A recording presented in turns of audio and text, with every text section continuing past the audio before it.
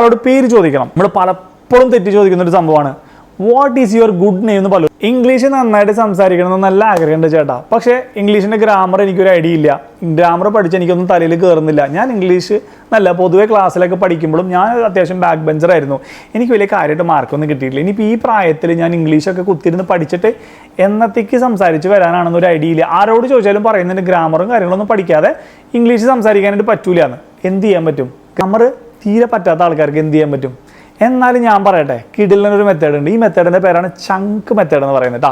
ഈ മെത്തേഡ് നിങ്ങളൊരു സ്കൂളിൽ പോലും പോകാത്ത വ്യക്തിയാണെന്നുണ്ടെങ്കിൽ പോലും സുഖമായിട്ട് സംസാരിക്കാം. കാരണം 1ാം ക്ലാസ് 2ാം ക്ലാസ് പോലും പോകാത്ത ആളുകൾ പോലും മലയാളത്തിൽ പച്ചവെള്ളം പോലെ സംസാരിക്കുന്നുണ്ടെന്നുണ്ടെങ്കിൽ ഇംഗ്ലീഷ് എന്ന് പറഞ്ഞൊരു ഭാഷ ആ മെത്തേഡ് ഉപയോഗിച്ച് പഠിച്ചെടുത്താൽ സ്കൂളിൽ പോയാലും പോയില്ലെങ്കിലും നിങ്ങൾക്ക് മാർക്ക് കിട്ടിയാലും കിട്ടിയില്ലെങ്കിലും ഇംഗ്ലീഷ് സംസാരിക്കാൻ പറ്റും. കറക്റ്റ് അല്ലേ? അപ്പോൾ എങ്ങനെയാണ് ഇത് സംസാരിക്കാൻ പറ്റുക? ഒരാളോട് പേര് ചോദിക്കണം. വാട്ട് ഈസ് യുവർ നെയിം ചോദിക്കണം. അപ്പോൾ വാട്ട് ഈസ് യുവർ നെയിം എന്ന് പറഞ്ഞാൽ എന്താണ് താങ്കളുടെ പേര് എന്നാണ് പഠിച്ചു വെച്ച് കഴിഞ്ഞാൽ മലയാളത്തിൽ എന്താണ് താങ്കളുടെ പേര് എന്നാണ് ഇവിടെ പറയേണ്ടതെന്ന് മനസ്സിലായി. അപ്പം തന്നെ മറ്റേ സാധനം എടുത്ത് വെക്കുക. What is your name? Welcome to Ooty, nice to meet you എന്ന് അറിയാത്ത ഒരു മലയാളി പോലും ഇല്ല. ഊട്ടിയിലേക്ക് സ്വാഗതം, നിങ്ങളെ കണ്ടതിൽ സന്തോഷം എന്ന് ഏത് മലയാളിക്കും, ഒരു ഇംഗ്ലീഷിൻ്റെ ABCD അറിയാത്ത മലയാളി പോലും ആ സെൻറ്റൻസ് കറക്റ്റായിട്ട് പറയും. എന്തുകൊണ്ടാണ്? ജഗതി ചേട്ടൻ പറഞ്ഞ ആ സാധനം പോപ്പുലറായി നമ്മുടെയൊക്കെ മനസ്സിൽ ആ ഒരു ചങ്ക് ഡയലോഗ് കയറി കിടക്കാണ്. Welcome to Ooty, nice to meet you. Clear ആയില്ലേ? അതേപോലെ ആ ഒരു സിറ്റുവേഷന് പകരം 10-500 സിറ്റുവേഷൻ നമ്മൾ പഠിച്ചിട്ട് അതൊക്കെ കാണാപ്പാടം പഠിച്ചു കഴിഞ്ഞാൽ അത്യാവശ്യം ആര് വന്നാലും ഇംഗ്ലീഷ് സംസാരിക്കാൻ ഏതൊരാൾക്കും സാധിക്കും. അപ്പം നമുക്ക് തുടങ്ങാം കേട്ടോ. ഒന്നാമത്തേത്, ഒരാളെ കണ്ടു കഴിഞ്ഞാൽ നമ്മൾ ആദ്യമേ പറയണം. മലയാളത്തിൽ പലപ്പോഴും നമ്മൾ നമസ്കാരം എന്നൊക്കെ പറയാറ് പതിവ്. പക്ഷേ നമസ്കാരം എന്നുള്ളതിൻ്റെ എക്സാക്റ്റ് ഇംഗ്ലീഷ് ഉണ്ടോ എന്ന് എനിക്ക് വലിയ ഐഡിയ ഇല്ല.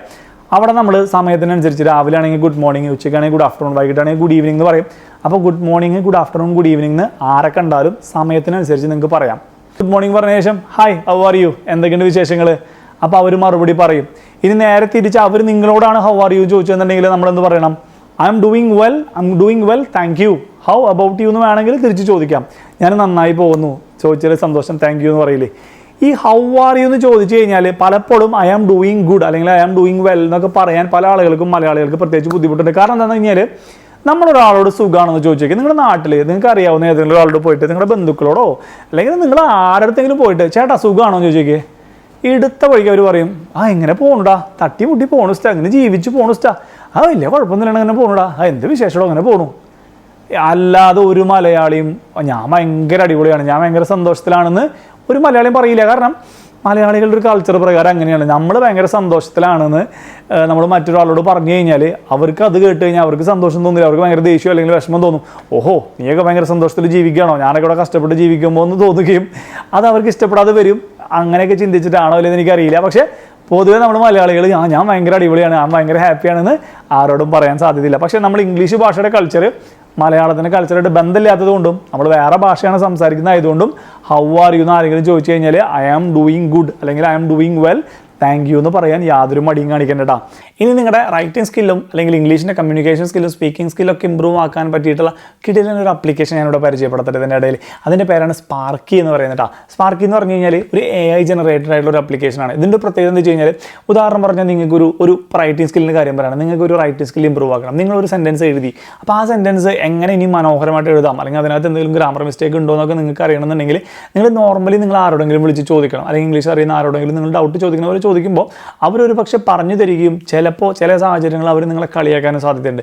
അപ്പോൾ നിങ്ങൾക്ക് 1-2 പ്രാവശ്യമൊക്കെ നിങ്ങൾ ചോദിക്കുന്നല്ലാതെ പിന്നെ നമ്മളെ കളിയാക്കുന്ന ഒരു സാഹചര്യം വന്ന് നമ്മൾ പലരോടും സംശയം ചോദിക്കില്ല. കാരണം ഞാൻ ഇത്രയും പൊട്ടത്തെറ്റാണോ എഴുതി വെച്ചത്, ഞാൻ എന്തിനെ വല്ലവരും അറിയിക്കേണ്ട ആവശ്യം എന്ന് കരുതിയിട്ട് പലപ്പോഴും അതങ്ങനെ ഒഴിവാക്കി വിടാറാണ് പതിവ്. എന്നാൽ ഇവിടെ ഈ ഒരു ആപ്ലിക്കേഷൻ്റെ പ്രത്യേകത എന്ന് വെച്ച് കഴിഞ്ഞാൽ നിങ്ങളൊരു കാര്യം സംസാരിക്കുകയാണ് അല്ലെങ്കിൽ നിങ്ങളൊരു കാര്യം എഴുതുകയാണ്, അതിനകത്ത് എന്തെങ്കിലും മിസ്റ്റേക്കുകൾ ഉണ്ടെങ്കിൽ അത് കറക്റ്റ് ആക്കണമെന്നുണ്ടെങ്കിൽ നിങ്ങൾക്ക് ഈ ആപ്ലിക്കേഷനോട് ചോദിക്കാം, സ്പാർക്കി ഞാൻ എഴുതിയ ഈ ഒരു സെൻറ്റൻസ് കറക്റ്റ് ആണോ അല്ലെങ്കിൽ ഇതിനെ എങ്ങനെ കുറച്ചും കൂടി നന്നായിട്ട് എഴുതാമെന്ന് ചോദിച്ചു കഴിഞ്ഞാൽ സ്പാർക്കി നിങ്ങളുടെ ഒരു മെൻറ്റർ അല്ലെങ്കിൽ ഒരു ട്യൂട്ടറുടെ പോലെ നിങ്ങൾക്ക് കാര്യങ്ങൾ പറഞ്ഞു തരികയും നിങ്ങളുടെ communication skill, writing skill, speaking ability, vocabulary, grammar എന്ത് സംഭവമാണെങ്കിലും നിങ്ങളതിനെ ഇമ്പ്രൂവ് ചെയ്യാൻ സഹായിക്കും.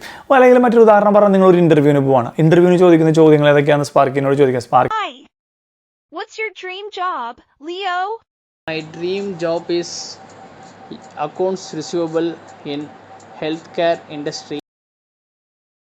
That's a well-structured response, Leo. You're aiming high. What interests you about accounts receivable in the healthcare industry? Because accounts receivable main job role is speaking English. ഒന്ന് ജോലിക്ക് അനുബന്ധമായിട്ടുള്ള കുറേ ചോദ്യങ്ങൾ നിങ്ങളോട് ചോദിക്കുകയും നിങ്ങൾ അതിന് മറുപടി പറയുമ്പോൾ സാധാരണ മറുപടി കേട്ടിട്ട് അടുത്ത ചോദ്യം വരുന്നതിന് പകരം നിങ്ങൾ പറഞ്ഞ മറുപടിയിൽ എന്തെങ്കിലും കറക്ഷൻ ഉണ്ടെങ്കിൽ ഇത് ഇന്ന രീതിക്ക് പകരം ഇന്ന രീതിയിൽ ചെയ്തുകൂടെ, അല്ലെങ്കിൽ ഇങ്ങനെ പറഞ്ഞാൽ കുറച്ചുകൂടി നന്നായിരിക്കും എന്ന് പറഞ്ഞിട്ട് സജഷൻ തരാൻ കഴിവുള്ള ഒരു AI ആപ്പാണ് കേട്ടോ സ്പാർക്ക് ചെയ്യുന്നത്. അടുത്തത് ഒരാളോട് പേര് ചോദിക്കണം. നമ്മൾ പലപ്പോഴും തെറ്റി ചോദിക്കുന്ന ഒരു സംഭവമാണ് what is your good name എന്ന് പലരും ചോദിക്കും. What's your good name, what is your good name എന്നൊക്കെ പലരും ചോദിക്കും. എന്താണ് ഈ ഗുഡ് നെയിം അല്ലേ? ഗുഡ് നെയിം എന്താണ്? ഇംഗ്ലീഷുകാരോട് ചോദിച്ചു കഴിഞ്ഞാൽ അവർ പറയും നിങ്ങൾ എന്താണ് ഗുഡ് നെയിം എന്ന് പറയേണ്ട ആവശ്യം? അതൊരു ഒരു ഒരു നമ്മളൊരു പൊക്കീസ് അല്ലെങ്കിൽ ഒരു സോപ്പിടാൻ വേണ്ടി പറഞ്ഞ പോലെ താങ്കളുടെ നല്ല ഒരു അടിപൊളി പേര് എന്താണ്, താങ്കളുടെ പേര് പറയൂ എന്ന് ചോദിച്ചു കഴിഞ്ഞാൽ അപ്പോൾ പൊട്ട പേരുണ്ടോ? മോഹൻലാലിനോട് ഒരിക്കൽ സിനിമയിൽ ചോദിക്കുന്ന സീനുണ്ട്, ഞാൻ കാണിച്ചു തരാം. So your good name? Good name? Don't know whether it's a good name. I'm Jackie. Sagar alias Jackie. അപ്പോൾ ഇതിൽ ലാലേട്ടൻ പറഞ്ഞ പോലെ എൻ്റെ പേര് നല്ലതാണോ പൊട്ടയാണോ എന്ന് എനിക്കറിയില്ല, എൻ്റെ പേര് ഇതാണ്. മനസ്സിലായില്ലേ?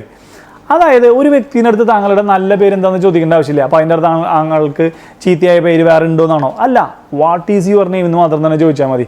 ഗുഡ് നെയിം ബാഡ് നെയിം എന്ന് ചോദിക്കാൻ പ്രത്യേകിച്ച് അങ്ങനെ തരംതിരിച്ച് ചോദിക്കേണ്ട ആവശ്യമില്ല കേട്ടോ. ഒരാൾ പേര് ചോദിച്ചാൽ നമ്മൾ പറയല്ലോ my name is Shiju Thomas, അല്ലെങ്കിൽ ഐ ആം ഷിജു തോമസ്, അങ്ങനെ വേണമെങ്കിൽ ഉത്തരം പറയാം. അടുത്ത് നമുക്കൊരാളെ സഹായിക്കണം എന്നുണ്ടെങ്കിൽ നമ്മൾ എന്ത് പറയും? ക്യാൻ ഐ ഹെൽപ്പ് യു, ഞാൻ താങ്കളെ സഹായിച്ചോട്ടെ. Can I help you, correct ആയിട്ടില്ലേ? അടുത്തിട്ടാ നിങ്ങൾക്ക് ഒരു ഗ്ലാസ് കാപ്പി വേണം, ഒരു ചായക്കടയിൽ പോയിട്ട് I would like a cup of coffee please, I would like a cup of coffee please. നിങ്ങൾ ഫ്രണ്ട്സിൻ്റെ കൂടെ പോയത് ഒറ്റയ്ക്ക് പോയതെങ്കിലും ആയിക്കോട്ടെ, ഇംഗ്ലീഷിലാണ് നിങ്ങൾ പറയുന്നുണ്ടെങ്കിൽ I would like a cup of coffee please. അതായത് നമ്മളൊരു പൊളൈറ്റ്ലി ഒരു കോഫിക്ക് വേണ്ടിയിട്ട് റിക്വസ്റ്റ് ചെയ്യാണ്. നമ്മൾ ഒരു ചായക്കടയിൽ പോയിട്ടും, നമ്മൾ മലയാളികളാണെന്നുണ്ടെങ്കിൽ നമ്മൾ ഒരു ചായക്കടയിൽ പോയിട്ടും ചേട്ടാ ദയവ് ചെയ്ത് എനിക്കൊരു ചായ തരാമോ, ദയവ് ചെയ്ത് താങ്കൾ എനിക്കൊരു കാപ്പി എടുത്ത് തരാമോ എന്ന് ചോദിക്കില്ല. കാരണം നമ്മുടെ ഒരു കൾച്ചർ അനുസരിച്ച് ചേട്ടാ ഒരു ചായ, ചേട്ടാ ഒരു കാപ്പി, 2 ചായ കേട്ടല്ലേ, ഒന്ന് സ്ട്രോങ് ഒന്ന് മധുരം കുറവ്, അങ്ങനെയൊക്കെ പറയുന്നല്ലാതെ നമ്മൾ ദയവ് ചെയ്ത് താങ്കൾ എനിക്ക് എടുത്ത് തന്നാലൊന്നും നമ്മൾ പറയില്ല. ഇതേ ആക്സെൻറ്റ് സായിപ്പ്മാരുടെ ഇടയിൽ പോയി കഴിഞ്ഞാലും അവിടെ ഉണ്ടാവും, നമുക്കതറിയില്ല. നമ്മൾ അവരുടെ കൾച്ചർ കംപ്ലീറ്റ് മനസ്സിലാവാത്തതുകൊണ്ടും നമുക്ക് ആ സ്ലാങ് അറിയാത്തതുകൊണ്ടും, ഇനി നമുക്കത് ആ സ്ലാങ് മനസ്സിലായാൽ പോലും നമ്മളത് ഇംഗ്ലീഷിലൂടെ പറഞ്ഞാൽ നമ്മുടെ നാട്ടുകാർക്ക് അത് മനസ്സിലാവണമെന്നില്ല. അപ്പോൾ ഇംഗ്ലീഷിൽ പറയുമ്പോൾ കുറച്ച് പൊളൈറ്റായിട്ട് എളിമയോട് കൂടി പറയണം നല്ലത്. പൊതുവേ കുറച്ച് മര്യാദ കൂടുതലുള്ളൊരു ഭാഷയാണ് English. I would like a cup of coffee please. Please എന്ന് ഇട്ടോ. ഇംഗ്ലീഷ് ഭാഷയുടെ കൾച്ചർ വേറെ ആയതുകൊണ്ട് തന്നെ പ്ലീസ് കിടന്നോട്ടെ എന്നുള്ള ധാരണയിൽ ഇട്ടോ. ദയവ് ചെയ്തു എന്നൊക്കെ മലയാളത്തിൽ ചിന്തിച്ച് കഴിഞ്ഞാൽ നമ്മൾ പറയാൻ നമ്മുടെ മനസ്സനുവദിക്കില്ല. അതുകൊണ്ട് മലയാളത്തിൽ ചിന്തിക്കേണ്ട, ഇംഗ്ലീഷിൻ്റെ കൾച്ചറിൽ ഇരുന്നോട്ടെ. Where is the rest room, where is the rest room. Rest room എന്ന് പറയുന്ന സംഭവം നമുക്കൊരു ബാത്റൂമാണ് ടോയ്ലറ്റൊക്കെ അന്വേഷിക്കണം എന്നുണ്ടെങ്കിൽ പൊതുവെ മോളിലൊക്കെ പോയി കഴിഞ്ഞാൽ റെസ്റ്റ് റൂം എന്ന് എഴുതി വെച്ചിട്ടുണ്ടാവും. ബാത്റൂം ടോയ്ലറ്റ് എന്നൊന്നും പലയിടത്തും എഴുതി വെച്ചിട്ടുണ്ടാവില്ല. അപ്പോൾ റെസ്റ്റ് റൂം എന്ന് പറഞ്ഞു കഴിഞ്ഞാൽ ബാത്റൂം ആണെന്നൊരു ഐഡിയ നിങ്ങൾക്ക് ഉണ്ടാവണം കേട്ടോ. Where is the rest room. Clear ആയില്ലേ? 9ാമത്തെ സെൻറ്റൻസ് ഇടാം. നിങ്ങൾക്കൊരു കാര്യം മനസ്സിലായില്ല, ഒരാൾ നിങ്ങളോട് എന്തോ പറഞ്ഞുകൊണ്ടിരിക്കുന്നുണ്ട്, നിങ്ങൾക്ക് ഒന്നും മനസ്സിലായില്ല. നിങ്ങൾ എന്ത് പറയണം? Sir I don't understand. താങ്കൾ പറഞ്ഞതൊന്നും എനിക്ക് മനസ്സിലായില്ല. എനിക്ക് മനസ്സിലായില്ല എന്ന് പറയാൻ കുറച്ചിലുള്ള ആളുകളാണ് നമ്മൾ ഭൂരിഭാഗം ആളുകളും. നമുക്ക് മനസ്സിലാവാത്ത കാര്യമാണെന്നുണ്ടെങ്കിൽ മനസ്സിലായില്ല എന്ന് തന്നെ പറയാം. കാരണം അവൻ മനസ്സിലായി എന്ന് വിചാരിച്ചാൽ അവൻ എന്തെങ്കിലും ചോദ്യം ചോദിച്ചാൽ നിങ്ങൾ എങ്ങനെ മറുപടി പറയും? നമ്മൾ എന്തെങ്കിലും ഉണ്ടാക്കി പറയണം, അപ്പോൾ അവന് മനസ്സിലാവും നിങ്ങൾക്കൊന്നും മനസ്സിലായില്ല എന്ന്. അതിനേക്കാളും മുൻപ് അവനോട് പറയാം ഐ ഡോണ്ട് അണ്ടർസ്റ്റാൻഡ്. ഇനി ഐ ഡോണ്ട് അണ്ടർസ്റ്റാൻഡിന് ശേഷം നിങ്ങൾക്ക് പറയാൻ പറ്റുന്നൊരു വാചകം കേട്ടോ, could you repeat that please.